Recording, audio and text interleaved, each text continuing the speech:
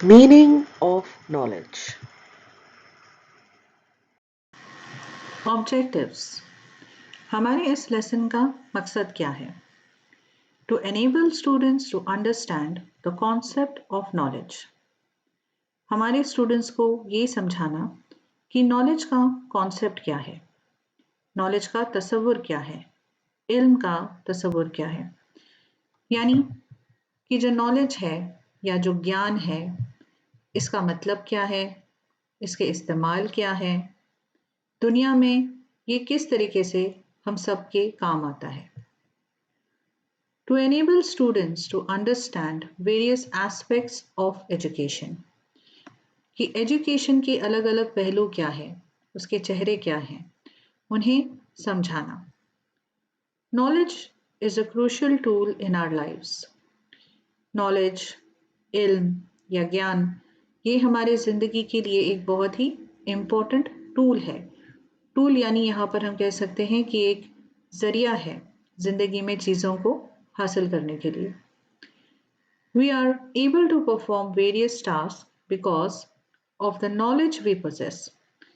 हम इस दुनिया में बहुत सारे काम कर सकते हैं क्योंकि नॉलेज, जो हमारे पास इल्म है, उसकी मदद से हम बहुत सारे जो है काम करते हैं। Knowledge could mean knowing some facts and information. Knowledge का मतलब ये हो सकता है कि कुछ फैक्ट्स जानना, यानी कुछ हकीकत के बारे में जानना, मालूमात के बारे में जानना, इंफॉर्मेशन होना। और knowing how to do a task, या फिर कोई काम कैसे किया जाए उसके बारे में जानकारी होना।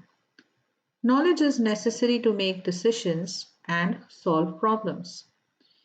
कोई भी फैसला लेने के लिए हमें नॉलेज की ज़रूरत है, इल्म की ज़रूरत है, या फिर जो मसले मसाइल हैं उन्हें हल करने के लिए हमें नॉलेज होना चाहिए। In fact, knowledge is fundamental to our very existence as human beings. In fact, knowledge जो है ये हमारी ज़िंदगी की एक बुनियाद है। हमारी जो हस्ती है इस दुनिया में, हमारा जो एग्जिस्टेंस है, हमारा जो वजूद है, वो नॉलेज की वजह से है, इल्म की वजह से है। Meaning of knowledge. नॉलेज का मतलब क्या है? The sum of human understanding, both of material and mental reality is knowledge. यानी इंसान की समझ जो मटेरियल और फिजिकल चीज़ों से बनती है, नॉलेज उसका खुलासा है, उसका सारांश है। मटेरियल यानी वो चीज़ें जिन्हें हम इस दुनिया में छू सकते हैं, नाप सकते हैं, देख परख सकते हैं। और मेंटल यानी वो चीज़ें जो हमारी सोच, हमारे एहसास, जिन्हें हम छू नहीं सकते, लेकिन हमारे जहन, दिलो दिमाग से ये जुड़े हुए होते हैं, जिनके बगैर हम ज़रूरी फैसले नहीं ले सकते। मटेरियल और मेंटल रियलिटी को समझने के लिए चलिए एक मिसाल देखते हैं। जैसे ये गाड़ी। गाड़ी खुद एक मटेरियल चीज़ है जो देखी जा सकती है, छुई जा सकती है और सुनी जा सकती है।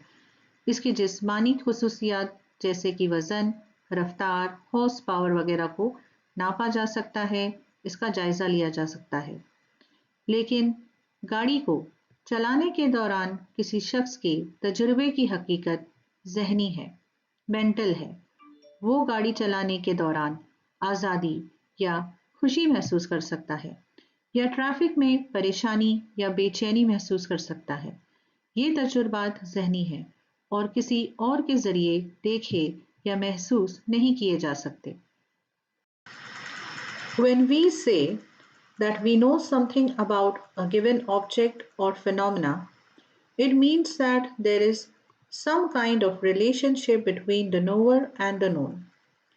जब हम ये कहते हैं कि हमें किसी चीज़ के बारे में या किसी रुझान के बारे में कुछ जानकारी है, इसका मतलब ये होता है कि जो नोअर है यानी जो जानने वाला है, और जो नोन है यानी जिसे वो जानता है, उन दोनों के बीच एक रिश्ता है। Knowledge emerges out of an active engagement with an object. Knowledge तभी बाहर निकल कर आती है जब दो चीज़ों के दरमियान एक एक्टिव एंगेजमेंट है, यानी कुछ हलचल हो रही है। For example, when Meena says, I know how to ride a bike, it means that she has the experience of riding a bicycle. She knows about the parts of the bicycle. She knows how to move from one place to another on the bicycle. यानी जब मीना ये कहती है कि मुझे एक cycle चलाना आता है, तो उसका मतलब ये है कि उसे साइकिल चलाने का तजुर्बा है, उसे साइकिल के अलग अलग हिस्सों के बारे में जानकारी है और उसे ये भी पता है कि साइकिल को यहाँ से वहाँ कैसे ले जाया जाता है। यानी साइकिल के बारे में उसे मटेरियल चीज़ें पता है, उसे मेंटल चीज़ें पता है और उन दोनों चीज़ों का इस्तेमाल करके इस दुनिया में उसे क्या करना है उस नॉलेज का वो भी पता है। In Indian tradition, knowledge means transition from ignorance to enlightenment. हिंदुस्तानी रिवायत में इल्म का मतलब है ट्रांजिशन, यानी ट्रांजिशन का मतलब होता है एक हाल से दूसरे हाल में जाना। तो यहाँ पर किस तरीके का ट्रांजिशन हो रहा है? From ignorance to enlightenment. Ignorance यानी जहालत, एनलाइटनमेंट यानी रोशनी। तो इंसान जो है इल्म पाने पर अंधेरे से रोशनी की ओर जाता है। A verse from the Yajurveda elucidates, imparting knowledge to the ignorant, light to the benighted. Rise ye mortals like unto the dawn.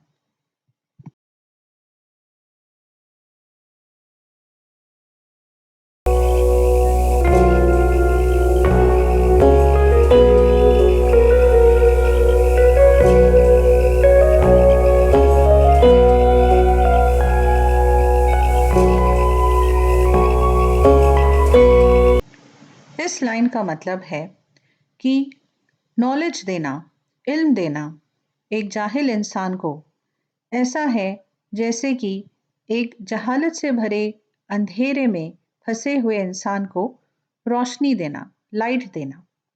बिनाइटेड का मतलब होता है ऐसा इंसान जो जहालत में डूबा हुआ है, जिसे मदद की ज़रूरत है, जिसे इल्म दिखाने की ज़रूरत है। Rise ye mortals like unto the dawn. तो वो हर एक इंसान से, मॉर्टल यानी हर वो इंसान जो जिंदा है, उसे कह रहे हैं कि ऐसे जागो जैसे कि हम डॉन में जागते हैं। डॉन का मतलब होता है जो सुबह सुबह जो पहली सूरज की किरण आती है, उसे हम डॉन कहते हैं। तो ए इंसानों, ऐसे जागो जैसे हम अंधेरे से रोशनी की तरफ जाते हैं। तो जो इल्म है वो ऐसा काम करती है और इसलिए ये भी यहाँ पर मैसेज दिया जा रहा है कि हमें इल्म फैलाना चाहिए, नॉलेज फैलाना चाहिए, ताकि हर एक इंसान में इसकी अहमियत हो। In the context of school or institutional education, knowledge refers to concepts, laws, processes and propositions. तो अगर हम स्कूल या ऐसी कोई भी इंस्टीट्यूशन के बारे में सोचे जहाँ पर इल्म दी जाती है, तो वहाँ पर नॉलेज का क्या मतलब होता है? वहाँ नॉलेज रिफर्स टू कॉन्सेप्ट्स यानी सोच, लॉज उसूल, प्रोसेसेस अमल एंड प्रपोजिशंस यानी तजावीज़ या मशवरे। In normal conversation, knowledge could mean knowing the what aspect, that is knowing facts and information. आम बोलचाल के हिसाब से अगर हम नॉलेज का मतलब देखें तो वो क्या हो सकता है? Knowing the what aspect यानी क्या, कि हमें क्या पता है, हमारे इल्म में क्या का, व्हाट का इम्पोर्टेंस है, यानी फैक्ट्स एंड इंफॉर्मेशन, यानी आप कौन सी हकीकत को जानते हैं, आपके पास क्या मालूमात हैं। Knowing the how aspect, that is possessing the ability to do something. How यानी कैसे, तो कोई चीज़ को कैसे करना है उसकी जानकारी होना, तो नॉलेज के दो पहलू हैं, एक है व्हाट यानी क्या और दूसरा है हाउ यानी कैसे। For example, Samir knows what filtration in science is and he can identify the apparatus used to carry out filtration. He has knowledge about the what aspect of filtration. Sameer को एक science का experiment करना है जो है filtration का experiment. तो उसे ये भी पता है कि उस एक्सपेरिमेंट को करने के लिए कौन से औजारों की ज़रूरत है, अपैरेटस की ज़रूरत है। यानी उसे इसका व्हाट एस्पेक्ट पता है, यानी उसे क्या करना है, कौन सी चीज़ों की ज़रूरत है इस एक्सपेरिमेंट के लिए फिल्ट्रेशन की, उसे पता है। Given a filter paper and a mixture of mud and water, Samir is able to separate the mud from the water, implies that Samir knows the how aspect of filtration. और अगर समीर को कागज़ दे दिया जाए और मिट्टी और पानी का मिक्सचर दे दिया जाए और समीर मिट्टी को पानी से अलग कर सकता है, यानी इसका मतलब ये है कि समीर को फिल्ट्रेशन का प्रोसेस कैसे करना है, how to do that process, वो भी उसे पता है। तो इसका मतलब ये है कि उसे व्हाट एंड हाउ की नॉलेज है। Plato defined knowledge as true opinion combined with reason. प्लेटो के हिसाब से जो नॉलेज है वो एक ट्रू ओपिनियन है, यानी एक सच्ची राय है जिसके पीछे एक रीजन होना चाहिए, एक वजह होनी चाहिए। In his dialogues named Theaetetus, Plato referred to three explanations of knowledge. उनकी जो थियोरी थी उसमें उन्होंने नॉलेज के तीन एक्सप्लेनेशंस दिए हैं। नॉलेज इज परसेप्शन और ट्रुथ, कि नॉलेज एक ख्याल है, एक सोच है या वो एक सच्चाई है। Knowledge is true belief, knowledge एक सच्चा यकीन है। Knowledge is a true belief with a rational account, कि नॉलेज एक सच्चा यकीन है, एक सच्ची सोच है, लेकिन उसके पीछे क्या है, एक सच्चाई है, एक हकीकत है। रैशनल, किसी चीज का रैशनल होना मतलब कि उसके पीछे एक कोई सबूत है कि ये चीज क्यों है, इसकी हकीकत क्या है। सिर्फ किसी ने कोई चीज कह दी इसलिए हम उस चीज को सच नहीं मानते हैं, लेकिन उसके पीछे एक ठोस सबूत होना चाहिए, एक रीजन होना चाहिए, एक लॉजिक होना चाहिए। John Locke refers to knowledge as the perception of agreement or disagreement of two ideas. John Locke ये भी एक फिलोसोफर थे, ये ब्रिटेन के फिलोसोफर थे। उन्होंने नॉलेज को कैसे, उनके दिमाग में इसके बारे में क्या राय थी नॉलेज के बारे में, वो कहते थे कि नॉलेज जो है अग्रीमेंट और डिसएग्रीमेंट, इसका एक परसेप्शन है। अग्री करना यानी किसी चीज में हामी भरना, डिसएग्री करना यानी किसी चीज से सहमत नहीं होना। तो वो कहते थे कि जब हम इस चीज पे क्लियर होंगे कि हम किस चीज पर यकीन करते हैं, किस चीज से सहमत है, किस चीज से सहमत नहीं है, तो हम नॉलेज को क्लियरली डिफाइन कर सकते हैं। Dewy, who was a pragmatist, viewed knowledge as that which can be inferred from evidence. और ड्यूवी ये भी एक एजुकेशनिस्ट थे, वो एक प्रैग्मेटिस्ट थे। प्रैग्मेटिस्ट यानी जो हकीकत के बेसिस पर, हकीकत की बुनियाद पर जिंदगी में फैसले लेते हैं, जिन पर जो है ख्यालात, कल्चर वगैरह ये सारी चीज़ों का असर नहीं होता है। वो जब भी कोई फैसले लेते हैं तो वो हमेशा हकीकत की बुनियाद पर ही लेते हैं। तो जॉन डूवी जो थे वो इस ख्याल के इंसान थे, ऐसे ख्याल के। तो उनके हिसाब से नॉलेज क्या है, which can be inferred from evidence. तो वो कहते थे कि नॉलेज वही है जिसके पीछे पुख्ता सबूत है, यानी फैक्ट होना चाहिए, प्रूफ होना चाहिए, तभी वो कहेंगे कि ये जो चीज़ है ये नॉलेज है, ये इल्म है।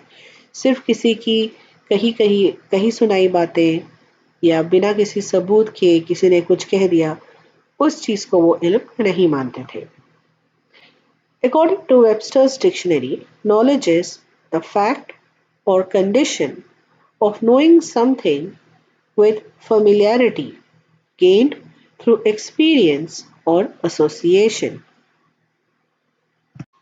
तो वेबस्टर्स डिक्शनरी के हिसाब से जो उसका मतलब है नॉलेज का वो ये है कि किसी चीज को जानना और उसको पहचानना, उससे वास्ता रखने या उस पर अमल करने के जरिए जो आपको तजुर्बा हासिल होता है या एहसास होता है, उस चीज को नॉलेज कहते हैं। The tripartite theory says that if you believe something with justification and it is true, then you know it. Otherwise, you do not. Many others have refuted this theory. जो प्लेटो थे, ये ट्राइपार्टाइट थियोरी जो है वो उनकी theory थी, जिसका पूरा नाम था ट्राइपार्टाइट थियोरी ऑफ नॉलेज। तो उनके हिसाब से नॉलेज उसे कहते हैं जो 3 कंडीशंस पूरी करती है। एक तो ये कि वो ऐसी चीज होनी चाहिए जिसपे आपको यकीन है, दूसरी ये कि वो चीज सच्ची होनी चाहिए, और तीसरी ये कि उस पर यकीन करने के लिए आपके पास एक रीजन होना चाहिए, सबूत होना चाहिए। अब बहुत सारे लोग जो है इस थियोरी को रिफ्यूट करते हैं, यानी वो इस थियोरी को अब नहीं मानते हैं। तो वो क्यों नहीं मानते हैं? क्योंकि नॉलेज में हम जब कहते हैं कि हमें किसी चीज का इल्म है, किसी चीज का ज्ञान है, तो हम हर चीज का जो है सबूत नहीं ला सकते। जैसे मिसाल के तौर पर अगर आपको आपके दादाजी कहते हैं कि किसी जमाने में आपके दादाजी क्रिकेट के चैंपियन थे। अब अब कहेंगे कि ठीक है, मुझे आपकी बात पर यकीन है, तो ये नॉलेज का फर्स्ट पार्ट हो गया। दूसरा ये है कि आप कहेंगे कि अगर आपके दादाजी कहेंगे कि ये बात सच है, तो ये ट्रू हो गया। अब आप कहेंगे कि वे सबूत क्या है? ये अगर उनके पास कोई सबूत नहीं है ये प्रूफ करने के लिए कि वो वाकई में उनके ज़माने में क्रिकेट के चैंपियन थे, तो क्या हम कहेंगे कि ये नॉलेज नहीं है? तो ये जो बात है ये सही नहीं है कि हर चीज को हम प्रूफ नहीं कर सकते।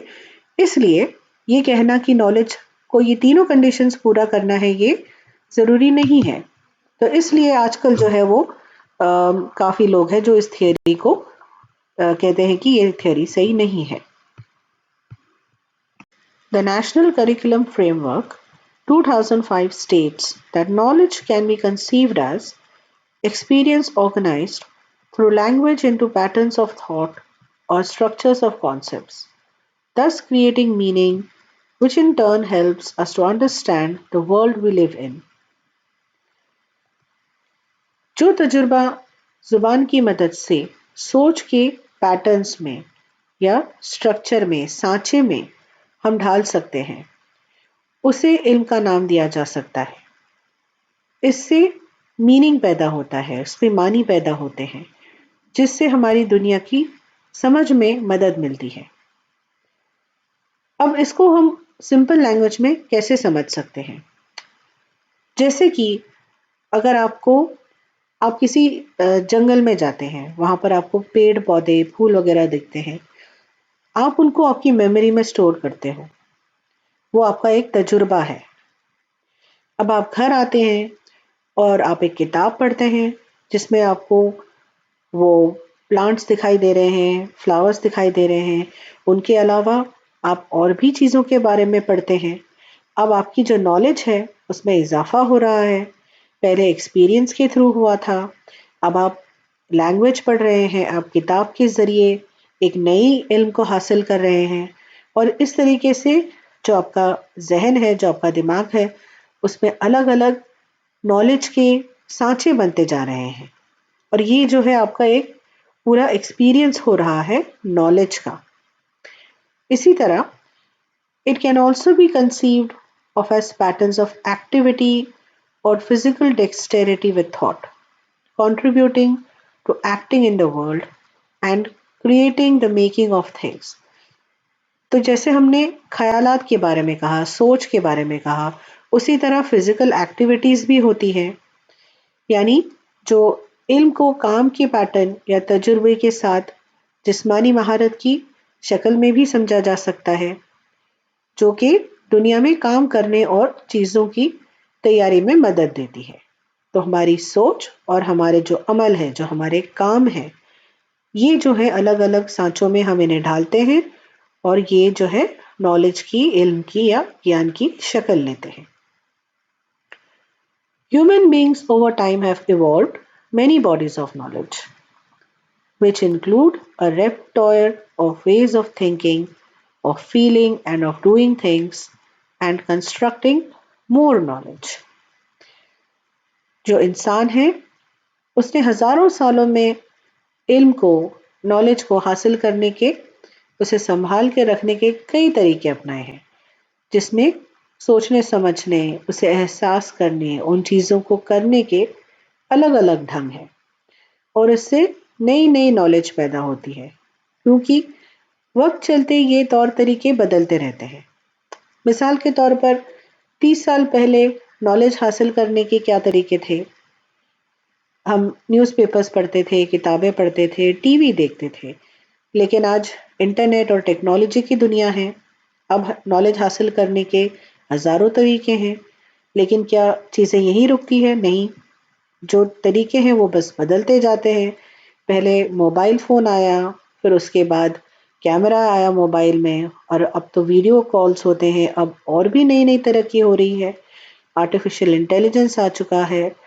तो ये जो हमारा नॉलेज हासिल करने का तरीका है, ये बढ़ता जाता है क्योंकि हमारे जो एक्सपीरियंसेस हैं, वो भी बढ़ते जाते हैं। फ्रेंड्स, आई होप कि आपको ये वीडियो पसंद आया। प्लीज़ इसे लाइक करिए और हमारे चैनल को सब्सक्राइब करिए। Thank you for watching.